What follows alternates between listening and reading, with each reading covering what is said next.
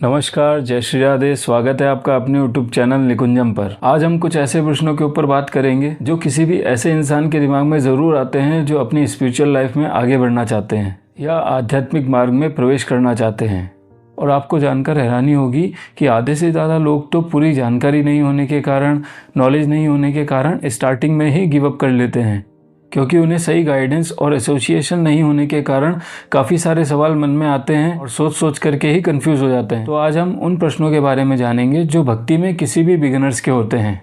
पहला प्रश्न, अरे इष्ट कौन है? लोग ये सोच सोच करके पागल हो जाते हैं कि किसकी भक्ति करनी चाहिए। हमारी सनातन संस्कृति में इतने सारे देवी देवता, इतने सारे भगवान हैं, किसकी भक्ति करें? हनुमान जी की पूजा करें या फिर कृष्ण जी को माने या फिर शिव शंकर जी को माने या फिर माता रानी को माने या फिर श्री राम जी की शरण में चले जाएं। लेकिन किसी को पता ही नहीं है कि करना क्या है, वास्तविकता क्या है, असल में हमें जाना कहाँ है, किसी को नहीं पता। लोगों के हिसाब से हमारे धर्म में बहुत कन्फ्यूजन है, क्योंकि इतने सारे देवी देवता हैं, इतने सारे भगवान, समझना बहुत मुश्किल है। तो सबसे पहले हमें यह जानना होगा कि देवी देवता की भक्ति करनी है या फिर भगवान की भक्ति करनी है। देखिए, भगवान अलग हैं और देवी देवता अलग हैं।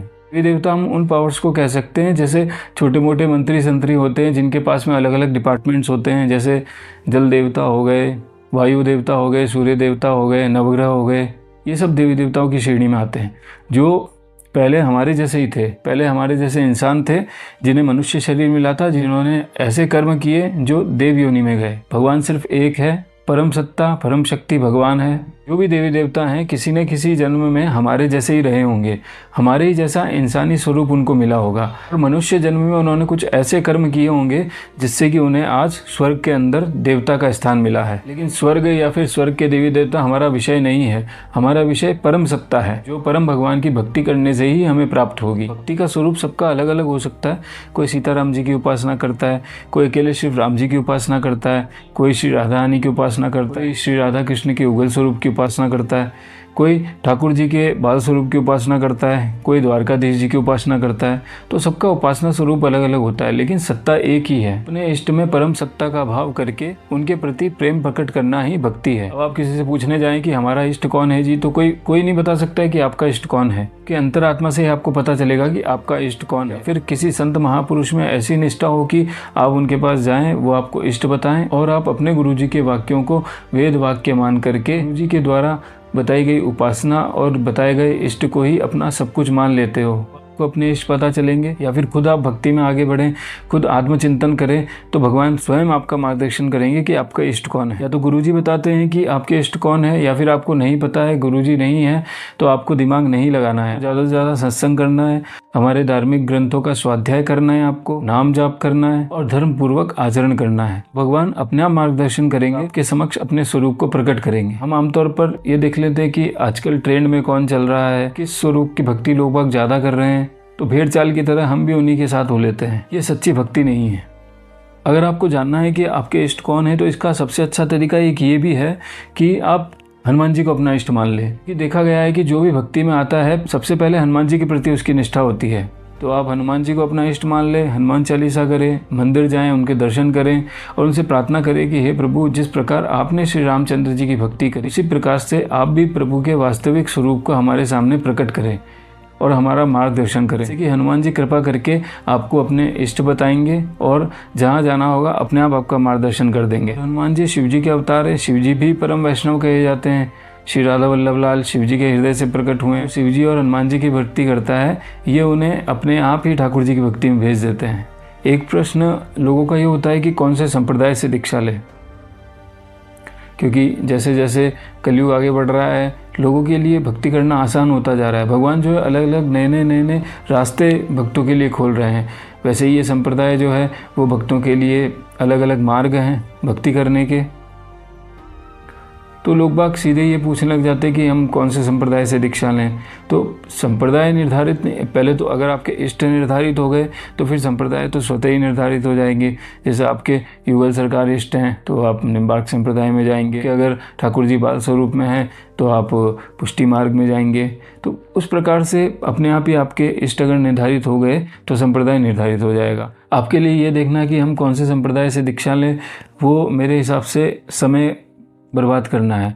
इसकी जगह आप चिंतन करें, और सत्संग सुने तो वो ज़्यादा ठीक है। जिस संत के प्रति आपकी निष्ठा हो आप उसके संप्रदाय में जा सकते हैं। जिस स्वरूप के प्रति आपकी निष्ठा हो आप उस स्वरूप के संप्रदाय में जा सकते हैं। जिस स्वरूप में वहाँ पे उपासना होती हो ऐसे संप्रदाय में जा सकते हैं। ये लोग ऐसा करते हैं कि हमारे शहर में ये महाराज आए हुए हैं, इनकी कथा हो रही है, इनका सत्संग हो रहा है, तो इन्हीं के दर्शन कर लेते हैं, इन्हीं से दीक्षा ले लेते हैं। सभी लोग ले रहे हैं तो हम भी जा करके ले लेते हैं। ये सबसे बड़ी गलती होती है, क्योंकि कई बार हमें ऐसे प्रश्न भी आते हैं। कई बार लोग पूछते हैं कि हमने तो जी वहाँ से दीक्षा ले ली, अब वहाँ तो हमारा मन लग नहीं रहा, हमारा तो स्वरूप वो है, हमारे जो इष्ट वो हैं, तब हमारा यहाँ मन नहीं लग रहा है, कैसे करें। तो वो दुविधा होती है, क्योंकि गुरु सिर्फ एक ही बार बनाए जाते हैं। तो ऐसा नहीं कि यार दोस्तों के साथ जाकर के दीक्षा ले लिए किसी से भी, या फिर परिवार के साथ जाकर के दीक्षा ले ली, या फिर हमारे जो माता पिता हैं, हमारे परिवार में जो गुरु जी हैं उन्हीं से जाकर के दीक्षा ले ली। नहीं, ये काम सोच समझ के करना चाहिए। गुरु बनाने में कोई भी जल्दबाजी नहीं करनी चाहिए। जो आपके इष्ट हों आप उनका नाम जाप करते रहें, वो अपने आप मार्गदर्शन कर देंगे। और भगवान तो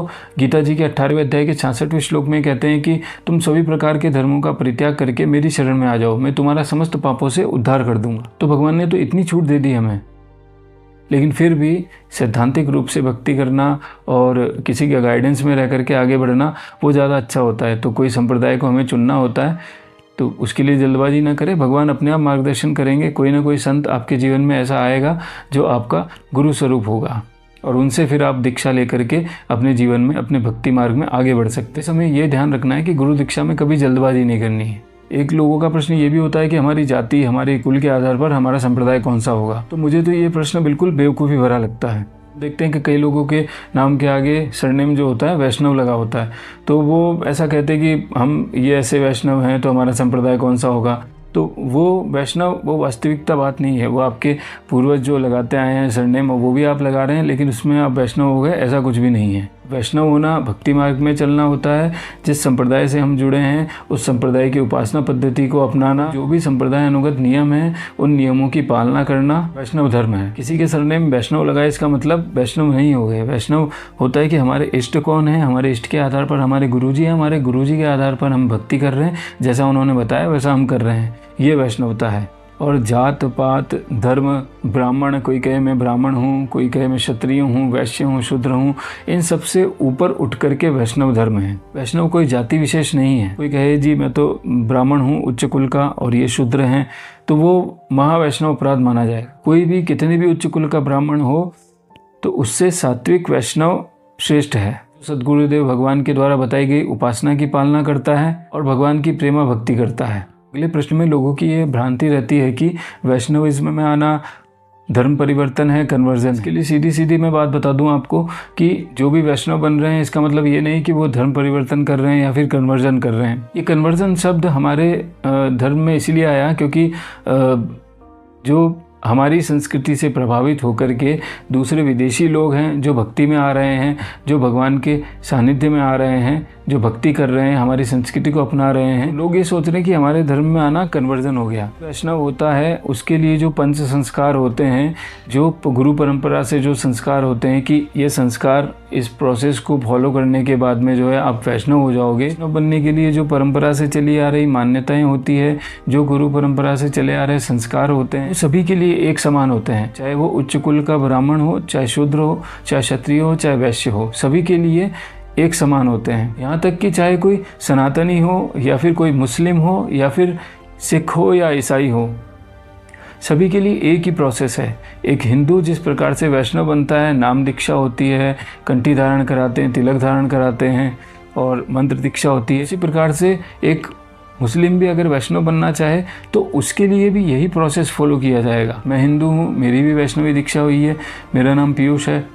अब जब मेरी दीक्षा हुई तो सद्गुरुदेव भगवान ने जो मुझे नाम दिया, मेरा नाम है प्रिया शरण, तो नाम भी चेंज हुआ है। तो मेरा जिस तरीके से नाम चेंज हुआ है उसी प्रकार से अगर कोई मुस्लिम, अगर कोई सिख भी दीक्षा लेता है तो उसका भी उसी प्रकार से नाम चेंज होगा जैसे मेरा हुआ है। जो प्रोसेस वैष्णव दीक्षा में मेरे हुए हैं वो किसी और धर्म के साथ भी सेम होंगे। तो कोई वैष्णव बनता है, कोई भक्त बनता है तो इसका मतलब ये नहीं है कि वो अपना धर्म परिवर्तन कर रहा है या फिर कन्वर्जन कर रहा है। हमारा धर्म सनातन है, हमारा धर्म शाश्वत है। कोई इसे अगर फॉलो करता है तो इसका मतलब ये नहीं कि वो अपने धर्म को धोखा दे रहा है, अपने ईश्वर को धोखा दे रहा है। तो लोगों के ये इस प्रकार के प्रश्न काफ़ी रहते हैं, तो आशा करता हूँ कि काफ़ी सारी चीज़ें आपकी क्लियर इस वीडियो में हो गई होंगी। अगर फिर भी कोई संदेह रहता है तो जिस प्रकार से अर्जुन ने भगवान के सामने समर्पण किया था, जिसका प्रमाण भगवत गीता के 2 अध्याय के 7वें श्लोक में मिलता है, कायरता रूप दोष से तिरस्कृत स्वभाव वाला और धर्म के विषय में मोहित अंतःकरण मन वाला मैं आपसे पूछता हूँ कि जो निश्चित कल्याण करने वाली बात हो आप मेरे लिए कहिए। मैं आपका शिष्य हूँ, मैं आपकी शरण हूँ, आप मुझे शिक्षा दीजिए। अर्जुन जब हर तरफ से हार जाता है, हताश हो जाता है, तब भगवान के सामने समर्पण करता है और उन्हें गुरु के रूप में स्वीकार करता है और उपदेश करने की प्रार्थना करता है। उसी प्रकार हम भी भगवान से प्रार्थना करें कि इस कलयुग में कोई भी विश्वास योग्य नहीं है, इसीलिए प्रभु हम आपकी शरण हैं, आप ही मार्गदर्शन कीजिए। तो भगवान हमारा मार्गदर्शन अवश्य करेंगे। इस संबंध में आपके और भी प्रश्न हो तो पूछ सकते हैं, मैं अपनी सामर्थ्य अनुसार जवाब देने की कोशिश करूँगा। जय श्री राधे।